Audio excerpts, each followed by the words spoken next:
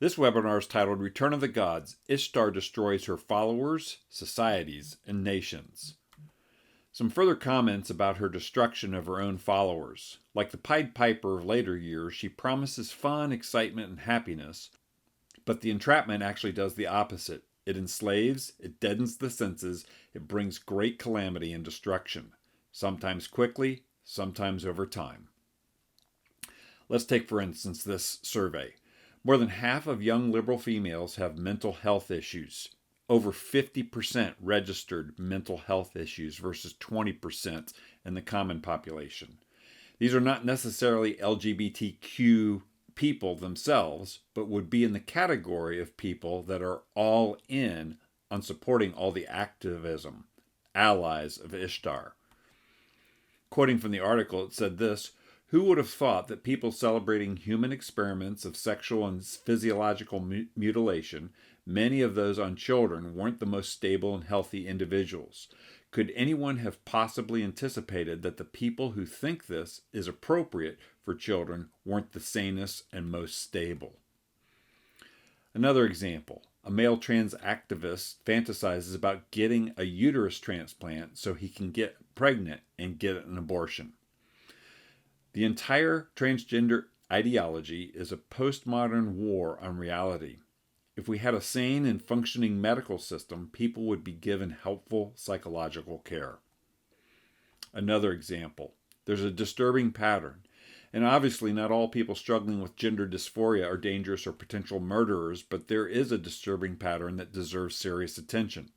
Massachusetts police are investigating what appears to be random stabbings that occurred over the weekend. The victims are 5 young women and 1 man.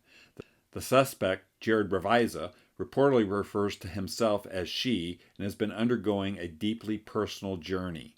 He is also the suspect in an unrelated murder in another state. The Nashville shooter. Again, we can't make this assumption about all people suffering with gender dysphoria, but the pattern is beginning to take shape. The Nashville school shooter Audrey Hale, who's a 28-year-old transgender former student who opened fire at the school. As we wade into this further, you literally can find on Twitter and on YouTube trans activists literally shrieking to silence anyone with a different view. I can't play this in this video because of a foul language warning, but trust me, they are shrieks that seem unnatural. Ishtar not only destroys people mentally, but physically, she's after the physical destruction of human beings as well. Quite literally, this will break your heart. Opposite sex hormone treatments literally destroy human hearts. Here's the story. One of the things the transgender lobby insists upon is that encouraging gender-confused people to have surgeries and take hormones saves lives. Denying them these opportunities, we're told, is tantamount to murder.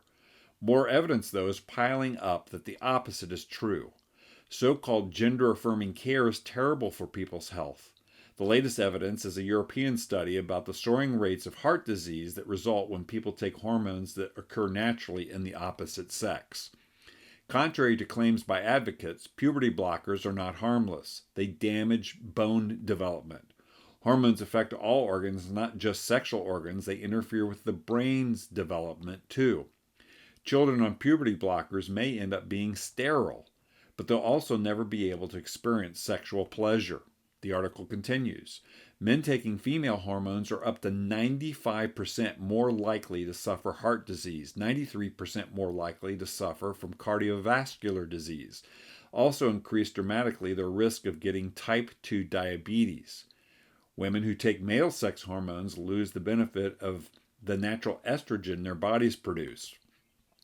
Ishtar destroys her followers emotionally, psychologically, and even physically. Well, Ishtar also controls companies. This article, Transgender Movement Has a Dangerous Hidden Motivation, says a former LGBT activist. Here's the story. The push is part of a philosophical movement aimed at allowing for customization of the human body with sex change surgery, technological advances, and more. And companies seek to be a part of this fast-growing, lucrative industry. Until she left in disgust, Yang worked passionately as an activist. Her employer received funding to push the acceptance of transgenderism across society. The money came from within the United States and abroad. It's a coordinated effort, she says, promoted by global organizations like the World Economic Forum, and it's why corporations, government organizations, and nonprofits have joined forces to push acceptance of transgenderism on a largely unwilling populace. The motivations behind corporations' decisions to back transgenderism go deep. It's motivated by a desire to help create a fourth industrial revolution that merges human biology and man-made technology, creating endless possibilities for profit. Transgenderism as a widely accepted part of society furthers that push.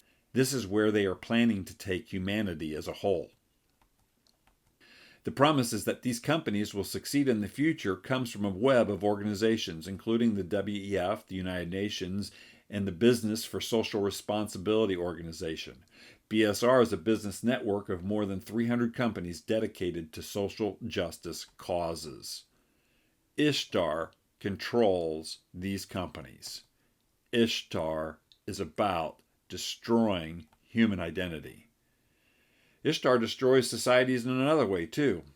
The world, it seems, is reaching a catastrophic fertility rate drop, and societies will begin to contract and collapse. Of course, if you're in a society that is also confused about what marriage is, and absolutely corrupt about what sex is about, and if you see children as a lifestyle choice and as a consumer good, then guess what?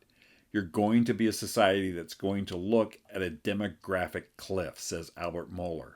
Ishtar destroys societies by the worldview that she embeds in them. Ishtar destroys nations. On June 1st, 2024, at the U.S. Constitution Center, the largest ever drag queen storytime event was held. The location, the U.S. Constitution Center in Philadelphia. The event was advertised for children and families. Ishtar wants to rule over the U.S. Constitution. Finally, Ishtar is after the children. Ishtar's after children. The Seattle Museum drag camp for kids 12 and up. The camp will teach kids how to be drag queen performers. The camp will be taught by the drag queens pictured here. This is not natural. This is a malevolent force. In the movie Nefarious, which I commend to your viewing, this statement is made. We cannot beat God, but we want to cause God pain. Ishtar's goal is to cause God pain by destroying her followers, societies, and nations. This should give us something to think about. This is ChristianCivicsTraining.org. Thanks for listening.